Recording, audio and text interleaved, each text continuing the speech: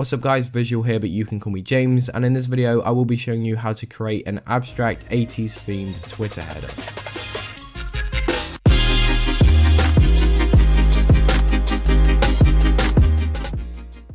So guys, as many of you may know, it's been a while since I've released a new tutorial video on my channel, and I get requests to do them all the time, so I thought, why not make a new one? As you can see, this is the header that I will be teaching you how to create throughout this video. It's got a sort of abstract 80s sort of retro theme, and I know a lot of you do like it. If you do know your way around Photoshop, which I'm hoping a lot of you do, then the tutorial will be easy to follow, and the header will of course be easy to create. I don't want to go ahead and ramble on during the intro, so we're going to get started on the contents that you will need in order to create this header. Firstly, in order to create this header, you will need some 80s themed resources. Now what I've done is put together an assets pack which does contain everything that you will need to follow this tutorial and actually create the header. I will provide a link to this in the description down below. You can download it completely free of charge, and as I said, it does have everything in it that you will need, so layer styles, flares, PNGs and backgrounds. Secondly, alongside this, an optional resource that you can have is my Revolution graphics pack. Now I suggest this one because of course it is my most recent pack. Hopefully there will be a new one on the way shortly. However, for now this pack is what I use personally for all of my designs. As you can see on the right hand side, there are so many different groups inside this pack containing loads of resources that will help you create this header. This pack does cost, however, like I briefly said, I use this for all of my designs and I couldn't recommend it more. Anyways, with all of that out of the way, let's go ahead and get started with this tutorial. Okay, so as you can see right now, this is the header that I will be showing you how to create throughout this tutorial. It is fairly easy. It's a nice little 80s abstract sort of retro kind of header.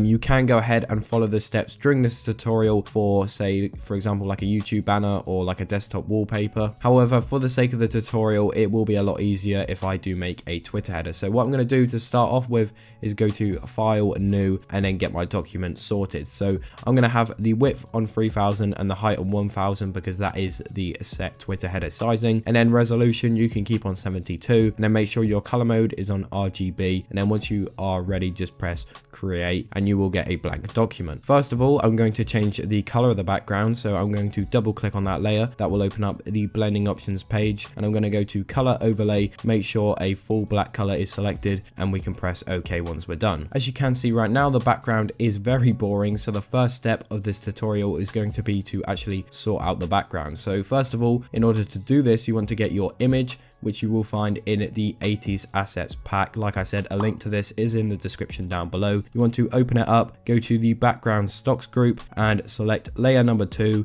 Literally just click and hold anywhere on your screen and drag and drop that into your header document. And as you can see, the sizing is okay. I'm going to make sure that this is actually centered, but apart from that, we can keep it how it is. The next step is to add a gradient map on top of this image. Really easy to do. Just head over to your color adjustments here at the bottom, select that, go to gradient map, and that will open up a new sort of properties window. You want to select on the gradient and make sure you have your first color as a full black color, and then the second one here as a dark gray. So I'm going to select somewhere around about here. Once you are done, you just want to press OK and OK again, and you can exit out of that. Now what you want to do is head over back to the assets pack, this time selecting image number 1 in the background stocks.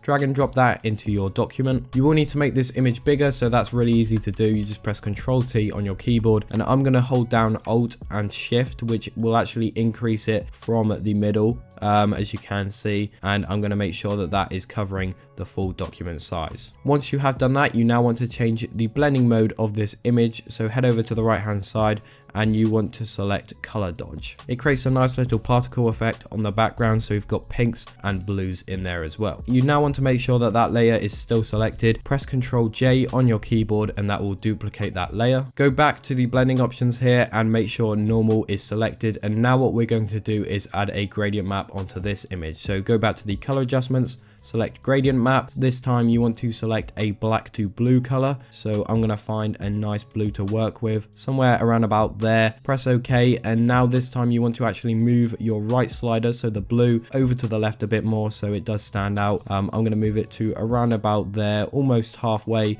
and then press OK once you're done. Make sure that the gradient map is selected, and then hold down Control on your keyboard and click the image below it, so the background, and then press Control E on your keyboard, and that will merge merge it into one single layer. Now what you want to do is change the blending option of this layer to screen, and you want to actually reduce the opacity. I'm going to reduce it to around about, I'm going to say like 25%. With that layer selected, you want to press Ctrl J on your keyboard to duplicate it again, this time changing the blending mode back to color dodge. You also want to make sure that the opacity is on 100%, and as you can see, it just adds more blue to the background. I'm also going to duplicate it one last time, so Ctrl J, and as you can see, like I said before, it just makes the blue stand out a whole lot more. Now the background is basically done, which was probably the easiest part of this header. We now need to add the text. In order to create this text, of course, you will need these two fonts. Now, included in the download of the assets pack, I did actually leave a folder called fonts, which have the two required fonts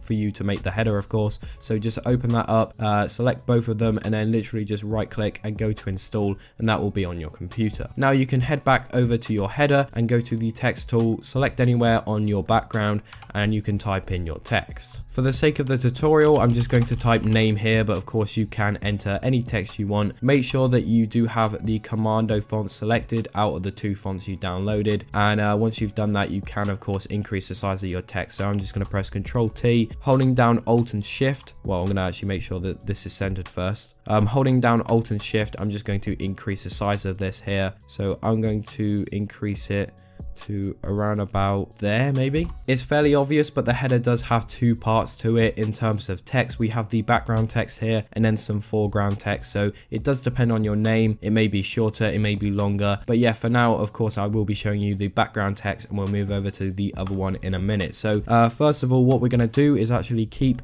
this layer as a backup. So I'm going to press Ctrl J on my keyboard to duplicate it, and then just hide that other layer, so we can now keep that, like I said, as a backup. And I'm going to right click on this layer and go to rasterize type, and now we can go ahead and of course alter the layer because it's rasterized. Now what you want to do is go back to the assets pack here, this time opening up the folder called layer styles. As you can see, I've included two different ones. You want to go with the first one, but the second one is there if you wish. So what you want to do is go and select layer number 1 here, right click on it and go to copy layer style. You can now go back over to your header and literally just click on that layer, well, right click on the layer and go to paste layer style, and it's as simple as that. Now what you want to do is right click on that layer again and select rasterize layer style, and now what you want to do is alter the colors of it. You want to right click on that layer as well and rasterize the layer style once again, just so it's a lot easier to edit. Now we're going to alter the colors slightly because of course this is a fairly lighter blue, so really easy way to do this is with the hue and saturation sliders. So just go back to your color adjustments here at the bottom, go to hue and saturation, right click on that layer and go to create clipping mask, so it is actually only on that text layer. And now you want to alter the hue here, so I'm going to move it up to around about, I'm going to say plus 18, and as you can see, if I enable and disable it, you can see the difference there. It's made it a much more darker blue, which does actually fit the color scheme a lot better. As you can see on this one here, if I zoom in, it does actually have some text behind, which creates a sort of like 3D text effect. It's really easy to do this. All you need to do is make sure that your rasterized text layer is selected, the one that's under the hue and saturation layer. Just press Ctrl J on your keyboard to duplicate it, and now with that bottom layer, we're going to move it down using our arrow keys around about 7 or 8 times. So 1, 2, 3, 4, 5, 6, 7, 8. There we go, that looks good. Now what you want to do is change the color of that background text. Just double click on that layer, that will open up the layer styles page. Go to color overlay, and you want to select a dark blue color. You can use your color picker, so in order to do that, all you need to do is literally just select anywhere on your document. So I'm just going to select this blue, and as you can see, it has selected it. I'm going to move it down a little bit just so it's a little bit darker, and we're going to go with that. To make it more 3D, we need to actually repeat this step, so make sure your bottom text layer here is selected, the one that is like that dark blue color going around it. Press Ctrl J on your keyboard to duplicate it, and with that bottom layer, you're going to use your arrow keys to move it down 7 or 8 spaces again, so 1, 2, 3, 4, 5, 6, 7. Let's go with that. And then you want to double click on that layer, go back to color overlay, but this time select a much darker blue just so it stands out a bit more. We're going to go with something like that. As you can see here, the text is looking a lot better. With this font, it does work really well, and it, like I said, it gives it a kind of like 3D look. Although the text does look good, we still need to add more to it. So what I'm going to do is select the top text layer, so the one that has the hue and saturation clipping masked onto it. Press Ctrl J on your keyboard to duplicate that layer, so you now have two of the same layers. You want to select the bottom layer there and literally just move it down so it's at the back of the text, so like the very last text layer. You now have two of the same text layers, so you want to grab the bottom one there and move it to the bottom, of course above the background but just below all of the other text layers. You now want to go to the blending modes here on the right hand side and change it to dissolve. This will create a nice sort of like particle effect on the text. You can keep it on 100% if you wish, but I'm going to reduce mine. We're going to use, I'm going to say around about 14%. Now what you want to do is get the text layer that you duplicated and hid at the very start, as you can see there. If you don't have it or it's gone, just re-enter the text, it doesn't really matter. And as you can see, there it is. We need to increase the size of this, so I'm just going to press Ctrl T and increase the size of it slightly. It doesn't really matter too much how big it is. You now want to go over to the fill, which is just below opacity, and reduce that to 0% so you can't actually see it. You now want to double click on that layer, opening up the layer styles page, go to stroke, and then make sure your size is on anywhere from 1 to like 3. Keep it on that, press OK, and you want to just go ahead and move it about either with your mouse or your arrow keys. The arrow keys may be a bit more effective, and as you can see, it creates a nice sort of like border effect. I'm going to reduce the size of it a little bit. There we go, that looks really nice. Okay, so we've done this background text here. As you can see, we need to do the foreground text. Really easy to do so. It's kind of similar to the other one. You want to grab your text tool here, make sure you're on like your very top layer, and select anywhere on your screen and literally just type in your text. So I'm going to type in cannot find my bloody keys. If you haven't already, you want to select this font and actually change it to Streamster, which was the second font in that pack. And now you want to go ahead and of course change the sizing as well. I'm going to keep it at, I may keep it at this, to be fair. We're also going to make sure that this is centered here as well. And there we go, we have our main text there now. We're going to go ahead and mess around with the colors. So I'm going to double click on that layer, go to color overlay, and I'm going to select a really light blue color. You can of course use a color picker to find one. I'm going to go with that, to be fair. That looks good.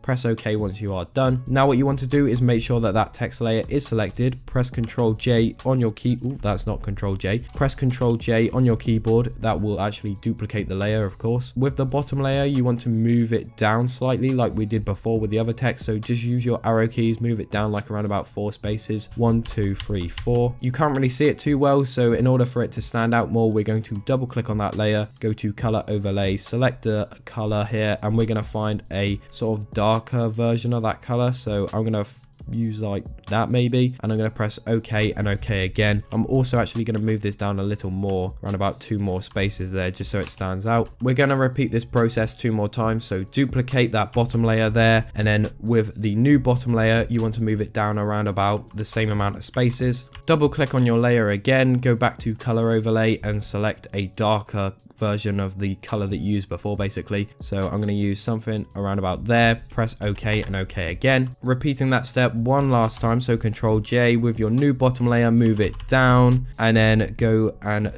change the color of it. So I'm going to go and find an even darker version of that color, anywhere around about there, and I think that looks really nice. The text does still need to stand out a bit more in my opinion, so in order to do that, you want to grab the top layer here, so like the one at the very top, basically.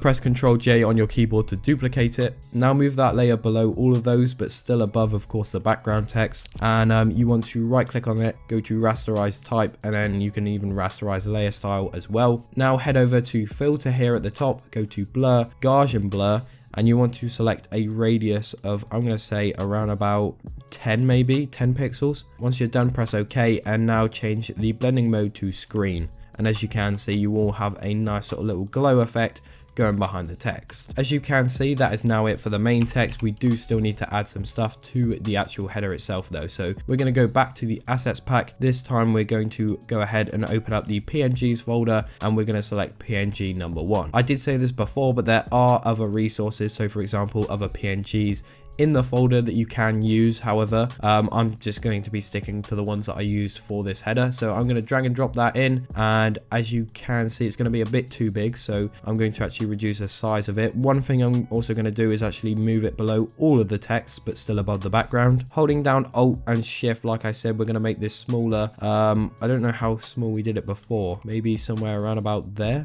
This PNG looks really nice in the background. However, I am going to alter the colors of it slightly. So I'm going to go to color adjustments, and I'm going to add a brightness and contrast layer, and we're going to right click on it and go to create clipping mask so it only affects the PNG. We're going to move the brightness slider down, so I'm going to move it to around about -50, and I'm going to increase the contrast. That has made it now slightly too dark, so I'm going to go back to the color adjustments here, and I'm going to add a hue and saturation layer. Once again, create clipping mask so it's only on the PNG. Now what we're going to do is change the hue to around about -19, as you can see, so it's just made it a bit of a lighter blue. We do need to add a bit more lighting, so what I'm going to do is make a brand new layer that goes above the PNG but below the text, and we're going to grab our brush tool here, and we're going to select a nice bright blue color. Make sure you do alter your brush size, so I'm going to put around about 495, so yeah, around about 500. Hardness you want on 0, and then literally just select anywhere in the center there, and now you will have a blue brush. Of course, it's a bit too harsh, so what we're going to do is change the blending mode to screen and then reduce the opacity of that. I've put the opacity of mine to around about 30%, but of course, depending on how much you want, you can increase it. Some other things I'm going to do to the text is the addition of flares. So if we look at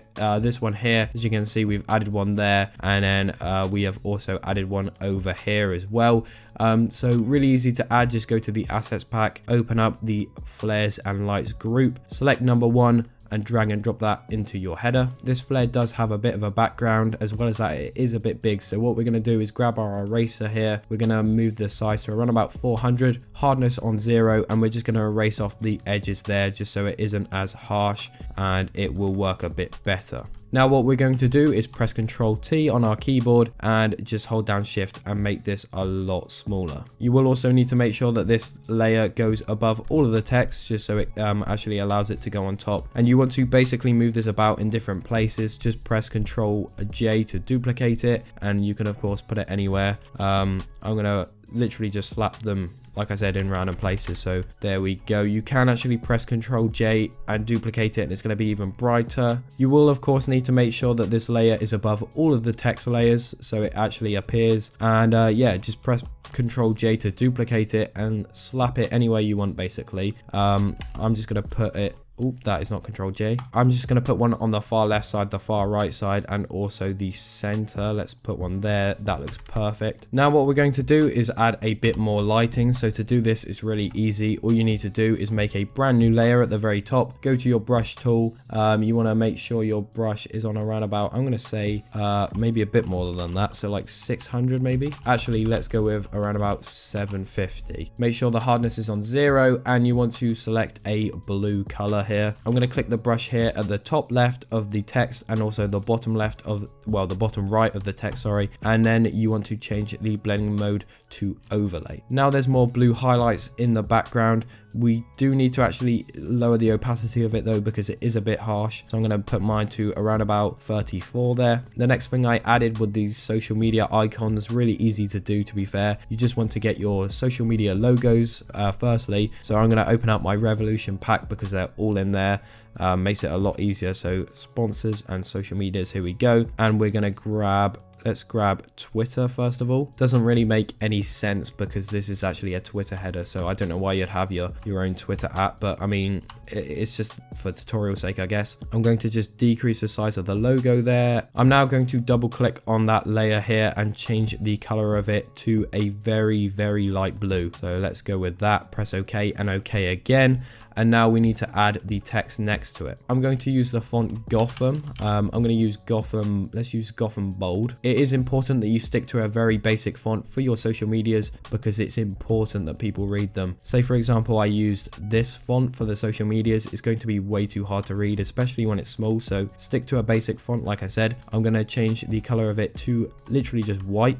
One thing I did actually add to the social medias was a sort of like round background. Really easy to do. Just make a new layer below the logo and the text of the social media. Go to your shape tool here on the left hand side and click and hold. More shapes will appear. You want to go to rounded rectangle and you literally just want to add a rectangle, basically. Really easy. In order to change the color of it, you can do that at the top left here. I'm going to select black just so it stands out a lot more. This doesn't really work too well though, so what I'm going to do is actually right click on that layer, go to rasterize, and then change the blending mode to overlay and reduce the opacity so we can see a bit of the background there as well, and it blends in a lot better. Then of course it's really easy to do the right side.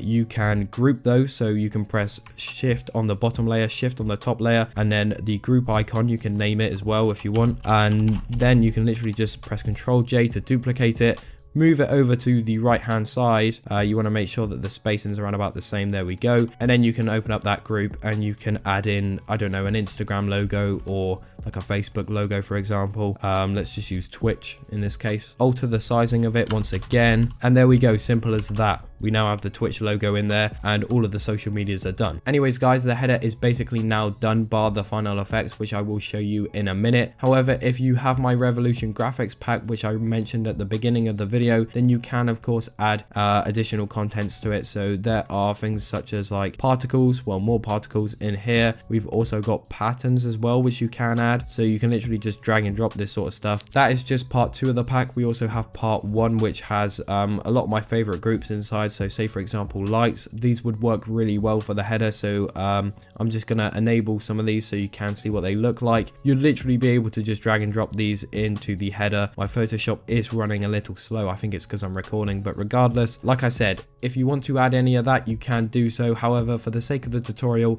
we are going to leave that out and we're just going to add the final effects now. Firstly, what you want to do is press shift on your top layer, shift on the bottom layer, and press that group icon in order to group all of the layers together. You now want to press Ctrl J on your keyboard to duplicate the group and then Ctrl E to merge it into one single layer. If I press Ctrl T and move this about, as you can see, we have all this unnecessary sort of like additional like part of the header which we don't need. So in order to get rid of that, really easy, all you have to do is go to your rectangle marquee tool here on the left hand side, select all of the header, right click it and go to layer via cut, and now it will be literally just cut into the header sizing. Now what you want to do is press Ctrl J on your keyboard to duplicate it, and now you will have 2 of those layers. And now with that top layer, we're going to add the final effects. So go to filter, camera raw filter. I did actually do a video dedicated on how to actually use camera raw filter and like the different contents inside it. So if you want to see that, I'll leave a link to it in the description down below. However, for the basic effects, we are going to actually reduce the temperature here just so it's even more blue. So I'm going to put mine to, I'm going to say around about -17. I'm going to increase the contrast a bit as well, and we're also going to increase the saturation a bit. Moving over, as you can see, we do have curves, so I'm going to make a little S-shaped curve here. The next tab is detail, so what I'm going to do is actually increase the sharpening to around about, I'm going to say like 30. You now want to move all the way over to effects, and you want to increase the amount of grain on it, not by much, just a bit, just obviously because it does actually match the style. So I'm going to put mine on around about 23, and there we go. I think that will be perfect. So I'm going to press OK, and as you can see, if I enable and disable this layer, the difference that the camera raw filter does make is definitely very noticeable. Anyways guys, that is it for the header. One last thing you can do is actually add a hue and saturation layer and change the overall color of it. So say for example pink here, we're going to actually decrease the saturation though a bit. We can make it pink. I don't think it looks too good in pink, but of course that is up to you. Anyways guys, that is it for the header. Like I said, you can see it on the screen right now. If you do have any questions or need some help regarding this tutorial, then please put them in the comments down below and I'll be sure to reply to everyone. As well as that, this video has been fairly long, so show me that you watched it all by commenting down below #80's vibes, and of course I will know. If you did go on to enjoy the video, then please be sure to leave a like. That would be much appreciated. Also, it will show me that you want want to see more tutorials like this in the future. If you are new to the channel and interested in seeing future videos, then please consider subscribing to the channel with post notifications on, and like I said, you will be notified every time I upload a brand new video. Finally guys, I did slightly mention, however, if you are interested in checking out my design store, the link is below. Over there I have all of my personal packs that I use for my own designs, whether that be client work or literally anything, so check that out, the link is down below. And yes guys, as I said, hopefully you did go on to enjoy. This has been Visual or James, and I'm out. Peace.